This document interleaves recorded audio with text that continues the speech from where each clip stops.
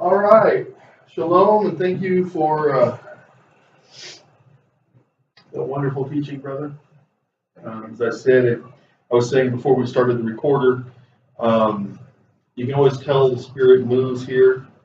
We may be a small fellowship, but I believe He's working through us because it never fails without talking to each other. How Brother Melech will have a message from the Torah, and I'll have one from the Nevi'im, and we'll interlock and work together, and we'll touch on similar topics or related topics and build off of each other. And we don't discuss this through the week. And so I take that as a sign that His Spirit is moving among us. Chapter 28, Ezekiel.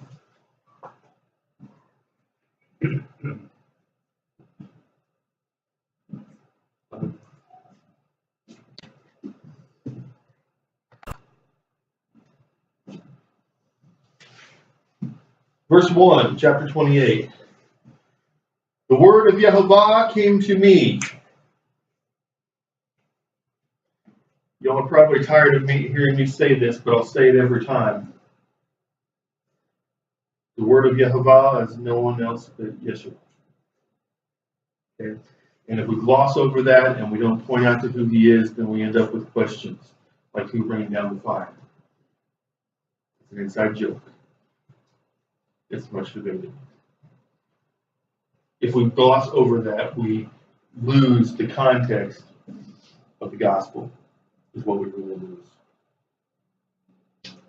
Because there are people who will say that Yeshua is nowhere in the Tanakh. That was a quote-unquote New Testament, quote-unquote Christian concept. The Mashiach would come and speak to him. And so if we don't reiterate on a regular basis that the word of Yehovah in the Tanakh is Yeshua, then we go into reading the Brit Hadash blindly and not understanding the context thereof. O mortal, say to the prince of Tyre, thus said Yehovah Elohim. Now last week we read a whole chapter about the king of Tyre. Or it was the land of Tyre. Sorry, the kingdom. And it was compared to a ship at sea, going off course and going down.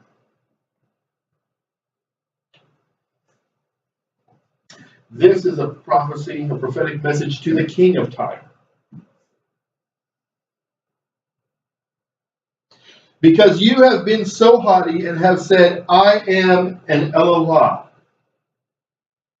I sit enthroned like an Elohah in the heart of the seas, whereas you are not an Elohah, but a man, though you deemed your mind equal to an Elohah. It says, because you thought you were great. Because you thought you were wise, because you thought your knowledge amounted to something worth knowing, because of your pride, what I'm about to say is about to happen. You know, I read a quote today. I forget who said it, but I'll look it up later and I'll tell you in my own head. But the quote went something along the lines of, pride is concerned solely with who is right, and humility is concerned solely with what is right. We're about to read what happens to a man who is concerned with who is right. He gets reminded of what is right.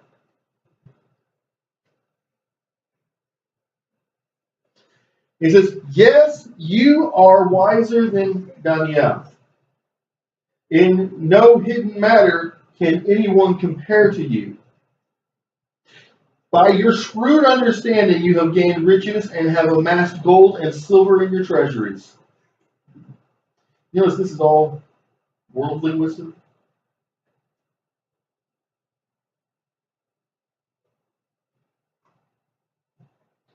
By your great shrewdness in trade you have increased your wealth.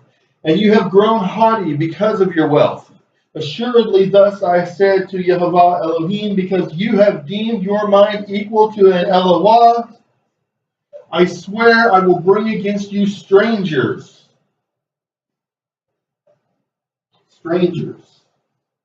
Moshe said, I have been a stranger in a strange land. And when we talk about the process of moving from being a Gentile to being a Jew, there's a place where we're called strangers who dwell among the people.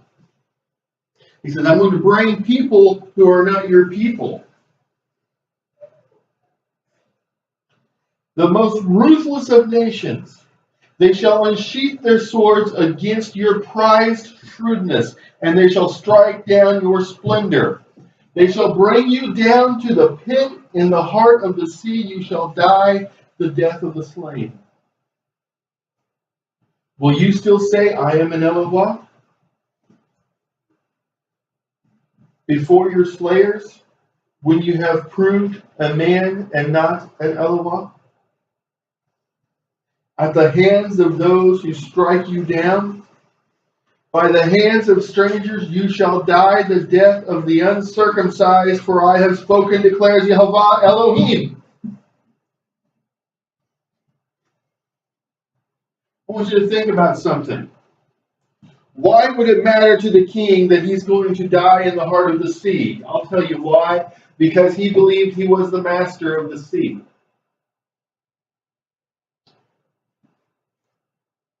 Why would it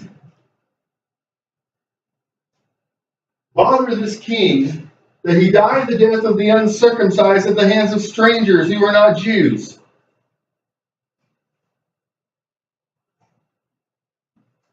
I'll tell you my opinion, and a lot of scholars believe this. Makes a lot of sense to me. During the time of Solomon, his ships crossed the known world and explored uncharted areas and landed in places that there was no prior record of. They set up colonies. That's where Ashkenaz eventually ended up in what's now the Germanic states. That's why we're called Ashkenazi. Okay, things like that. There were all up and down the southern coast of China. There were Jewish communities that went there for trade. And many scholars, and I agree with this, many scholars believe that the founders, or either the founders or someone who came in later and took authority, were Jews. Israelim. Yehudim. The king of the nation would probably have known this, don't you think? In any culture, the one who holds the most knowledge tends to be the person in authority. Part of how people in authority keep other people submissive is by restraining them from having certain knowledge. Knowledge is a treasure, knowledge is a weapon. And it gets used against lower classes throughout history. That's been what has happened. The king of Tyre would have known his ancestry. The king of Tyre would have known the entire history of Tyre. Why would he be bothered to die the death of the uncircumcised at the hands of strangers who were not Yisraelim? It's because somewhere back there, I believe somewhere back there, he knew that he was Yisraelim. But he had not been living as a Yahudim. And he had followed worldly wisdom, quote unquote wisdom. He had followed worldly knowledge. And he had amassed a small empire. And he controlled all of the trade in the known world. In a Solomonic colony called Tyre. I believe that is the case. I can think of no other reason why this would be a curse upon him. The word of Yehovah came to me, O mortal, this is a separate time, O mortal, and turn a dirge over the king of Tyre, and say to him, thus said Yehovah Elohim. You know what this tells me? It tells me when he heard the first one, he didn't listen. It tells me that Ezekiel came to him, told him the prophecy. In his worldly arrogance, his haughtiness, he despised him, and he despised the Elohim who sent him. And so he gets a second warning. You were, not are, you were the seal of perfection, full of wisdom and flawless in beauty. You were the seal of perfection.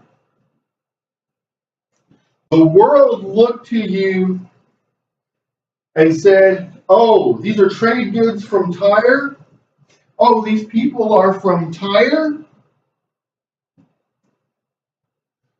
And they were all in amazement.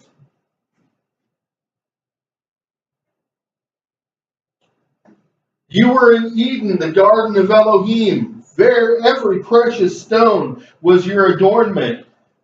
Carnelian, chrysolite, and amethyst, beryl, lapis, lazuli, and jasper, sapphire, turquoise, and emerald, and gold, beautifully wrought for you, mined for you, prepared the day you were created. You know what he's saying here? He says, King of Tyre, I put as much care into you as I put into the construction of the priestly breastplate and the foundations of the Jerusalem that is yet to come.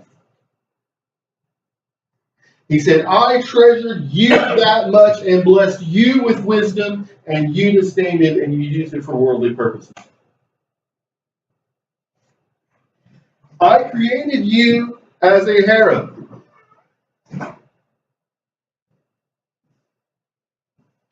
Now the Hebrew there can be as like, I created you to be this, or it can be like, as in, I did it in the same manner. I did it in the manner that I did with the harem, or the harem. I created you as a harem with outstretched, shielding wings. That's a reference to the so-called mercy seat, the lid over the Ark of the Covenant, where the cherubim had their wings outstretched to cover the place where the presence of Elohim would sit. And you resided on Elohim's holy mountain. Remember, Isaiah said, and I will gather them from my holy mountain who are mine, and they will keep the Shabbat, and they will keep my feasts, and they will not eat unclean things, and they shall dwell for eternity on my holy mountain. He says, I gave you the holy mountain as a possession, and you despised me because you chose the things of the world. Now remember, logic tells us this is an Israelite. This is a man whose ancestors were Yahudim, but he didn't choose that. You walked among stones of fire. Another temple reference. You were blameless in your ways from the day you were created until wrongdoing was found in you. All the temple references cause a lot of scholars, even non-Messianic scholars. People like, I believe I've heard Nehemiah Gordon say this one time, that he believed that the king of Tyre, this person, was descended from the priestly class, that he was a Levite by blood, and that he was not supposed to have worldly possessions to begin with. But somewhere in that ancestry, somewhere in that colonial, that group, someone decided to despise the priestly calling, to take off the priestly garb. Might make sense why he's compared to the priestly garb himself, that they had put that aside in search of worldly riches. By your far-flung commerce, you were filled with lawlessness, and you sinned. Okay, so they went and did great things under his leadership. They became a greater and greater, more powerful nation. They were looked at in awe by other cultures, and it led them to sin. When we step into the world, we sin. And the longer we spend in the world, in other words, we in the world but not of the world, but the longer we spend wrapping ourselves in the aspects of the world, the more we sin. Everyone here is guilty, myself included. We've all done it. But the king of Tyre had done it to the point that a funeral dirge is being sung over him by a prophet. So I have struck you down from the mountain of Elohim, and I will have destroyed you, O shielding Herod, from among the stones of fire. You grew haughty because of your beauty. You debased your wisdom for the sake of your splendor. I have cast you to the ground. I have made you an object for kings to stare at. He's going to go from being a king that everyone looks at in awe to a king that everybody just looks at and shakes their head and says, what happened? What on earth happened to that guy? By the greatness of your guilt, through the dishonesty of your trading, you desecrated your sanctuaries. Another priestly reference. So I made a fire issue from you, and it has devoured you. I have reduced you to ashes on the ground in the sight of all who behold you. All who knew you among the peoples are appalled at your doom. You have become a horror and have ceased to be forever. I brought this up last week or the week before. I talked about, or last meeting or meeting before, I talked about how throughout Scripture it says that Tyre was destroyed forever. And every few years, some archaeologist says, I've found Tyre. And it's underneath this newer city. I'm excavating. I can prove it's Tyre. And people say, see, it wasn't destroyed forever. And skeptics use that to try to discredit the Bible. And it never fails. A month, 6 months, a year later, there's a little retraction printed in the same paper, the same magazine, whatever it is, the same journal. It says, oh, by the way, we figured out it was this other city. It has ceased to be forever.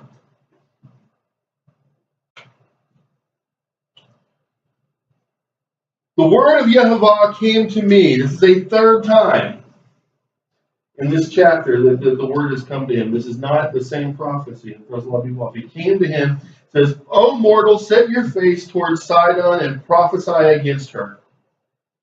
Say, thus said Yehovah Elohim, I am going to deal with you, O Sidon. I will gain glory in your midst, and they shall know that I am Yehovah when I wreak punishment upon her and show myself holy through her. I don't know how many times we've talked in here. One way or another, we're going to glorify him. Either we're going to do it by choice, or he's going to chastise his own, and the world's going to say, wow, that's some amazing Elohim.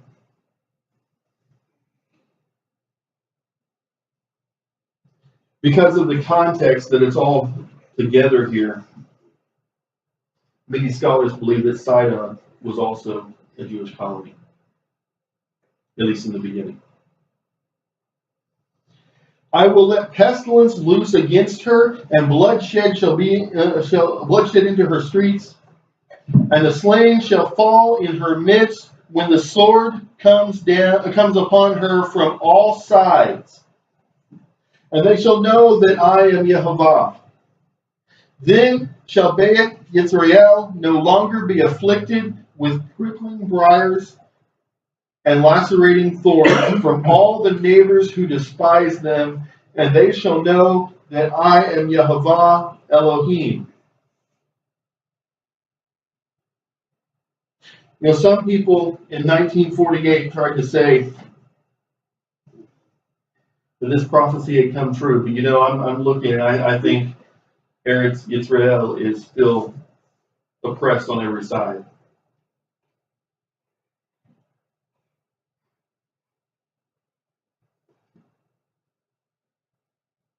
This is coming. Thus said Yehovah Elohim, when I have gathered Beit Yisrael from the peoples among which they have been dispersed, and this is what I was talking about, Brother Melech was talking about the lost tribes who aren't really lost. We're out here wandering. He said the world thinks they're a joke. He says he's going to gather us. As far as I know, I am solely of Yehudah. But my wife is of both Yehudah and Dan. So her family on her father's side, which is from the Dan, is part of that group, the 10 northern tribes that were dispersed into the world and have yet to be brought back together.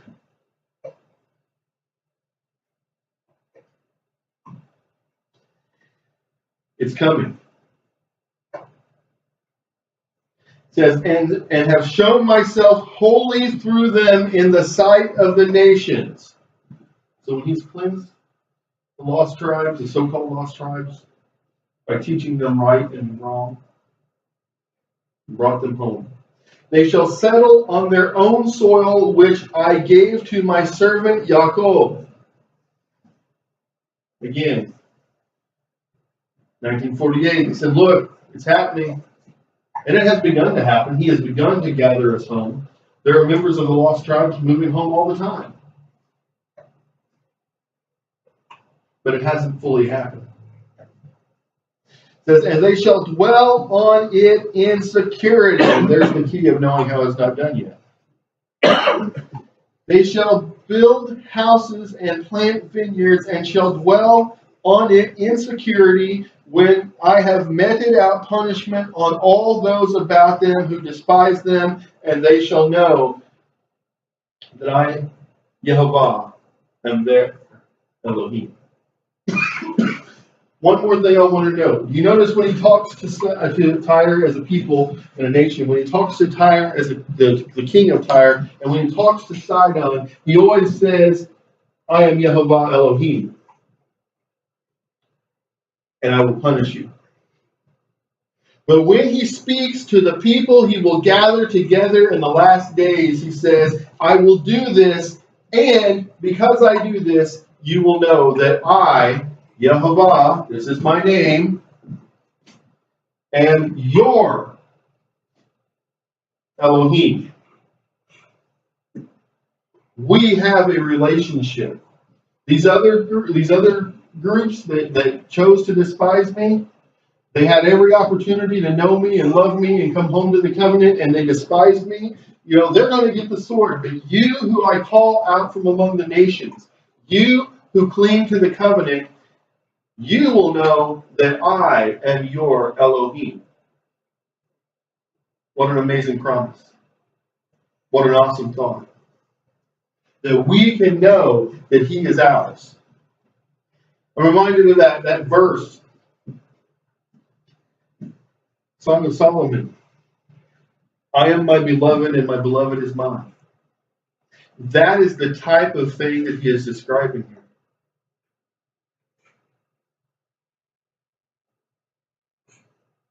He is ours and we are his. If we cling to the covenant. Questions? Yes. So, I just don't understand this, but so I've heard you say, or I've heard you say this for a while through this chapter too. You say Israelim, you say Yehudim. Mm-hmm. I don't understand. I know the difference, but I don't understand. We're all Hebrews, right? I mean, that's what I don't understand. But not all Hebrews. All Hebrews are descended from Abraham. Okay. Yisraelim are descended from Israel, Yaakov. Right. Okay. So there are Hebrews who are not actually Hebrew. There are Hebrews who are not part of Israel. Okay, it'd be like if I have a brother and a stepbrother. Let's say I have two brothers. Okay, if I am the child of promise and all the covenant comes through me, okay, my brothers would still be descended from a related line, but my descendants would not be their descendants. Yeah, Okay, so Israel, Hebrew is an older bloodline. The Israelim is a part of that, but it's not the entire bloodline. well, I guess I just don't understand. You know, and I understand, you know, like, you know, I don't know. I don't know how to explain it. I guess it's like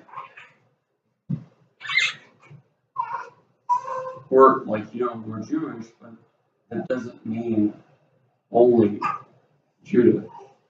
I think that, and we know that, and I mean, I know that, but then at the same time, I think a lot of people don't, and you know, it's easy to fall into the trap of, you know, well, it's just, you know, and I guess that's sometimes like I try to remember that, but sometimes it's so confusing, and I guess that's what I'm saying. Family trees tend to be that way.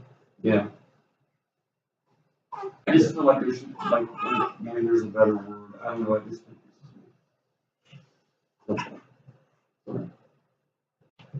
Are you talking about Israel and Judah? Yeah. Is that what you're saying? Yeah. Well, you know, the northern 10 tribes were never called Jews because they didn't descend from Judah, the tribe of Judah. They descended from Dan, Issachar, Dan, Issachar, Zebulun, Naphtali, Asher, Simeon, Right. and they're all called Israelites. They're not Jews. Judah alone is called the Jews. So then what would you call their faith? They were still Israelites, and they had the temple faith, just like Judah did. And because the 10 tribes were quote unquote lost, that's why the root word of Yadim, and it's also the root word for Yehovah were used as the name for the faith. That's probably where you're getting confused. Which word? Yeah, so the root word for Yehudah and also for Yahudim. Okay, and that's the origin of where we get the word Jewish, Yahim. But I think it's the Yiddish word. The point is you're confusing. It sounds like you're confusing the tribe and the southern nation with the religious belief. Okay, and the religious belief did not bear that name until much later. Right. Okay, so that's probably where you're getting your confusion. Okay. I mean, I'm just I know you're trying to understand it. I just if I thought you were just like just asking questions to ask questions, I'd move on. But, we're spending time on it because because you obviously want to know. I guess I just don't know how. I guess I just don't know how to ask the question right. That makes sense. I'll draw you a picture of it. That's probably visual learning. But it's not just Jordan. Most people are in that same, they cannot distinguish, and I wouldn't. I was a believer for years before I understood it. Yeah, I know what you mean. Because nobody explained it to me. Once someone explained it to me, I was like, clear as day, why didn't I see that? Right. Because the way people who don't know, which is the majority of the world, talk about it and use Jew and Israel interchangeably, and it's not, and they get all this mixed up because of that, because growing up hearing that, I was confused. Right. I was very confused. And it took, I think it was first Brother Fischel and then later Brother Kevin over Ferdinand. Between the two of them finally got me to understand the difference and what the actual original meaning of the words were. And if you don't know the original meanings, you're going off some modern twisted context, and you read scripture, if you apply that modern context, it's not gonna, or the way people use it today, the modern vernacular, you're not going to understand what scripture is saying. That's simple. It's like, if they got all these English speaking scholars who have never studied the original languages, and I'm not saying I'm great at the original languages, I don't consider myself a scholar of them, but I do study them. And if you have a bunch of people who all they do is read the English and comment on it, and that's like if I said I found an ancient Chinese scroll and I'm going to interpret it using the German mindset, doesn't make a lot of sense. And yet people do that all the time with Greek and Hebrew texts from Torah and Tanakh and Pradesh, and they say, well, we're Americans, we need to read it like Americans. Well, they weren't Americans who wrote it. We have to understand what it meant to them in their time and their thinking. I guess what I'm saying is, I don't understand it. And, I do, in some ways I do, in some ways I don't. I'll draw you a picture. And, I want to be able to understand it. But at the same time, I want to be able to explain to people who don't understand it. Okay, I will help you with that as much as I can. Oneg will draw it out. Speaking of which, let's do, actually we won't be doing Oneg today because we don't have anything for the second half. Yaakov is out of town, and Yarden needs to kind of take a poll of where we want him to go with his next teaching. And we will have a closing prayer, blow the shofar, and then we'll go from there.